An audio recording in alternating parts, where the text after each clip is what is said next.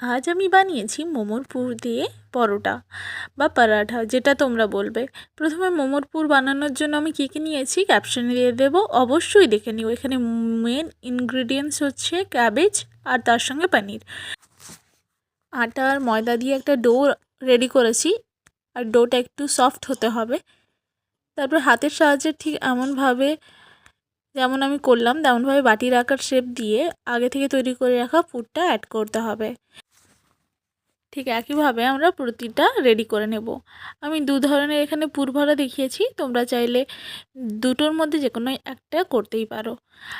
প্রথমটা আমি হাত দিয়ে বাটির আকার নিয়েছিলাম, আর এখন আমি লুচির মতো একটা শেপ নিয়ে তাতে আগে থেকে তৈরি করে রাখা পুরটা অ্যাড করছি। আস্তে আস্তে করে পুরের মুখটা বন্ধ করে দিয়ে কিছুটা আটা আমি বের করে নিয়েছি, যেটা এক্সট্রা আটা বলা হয়।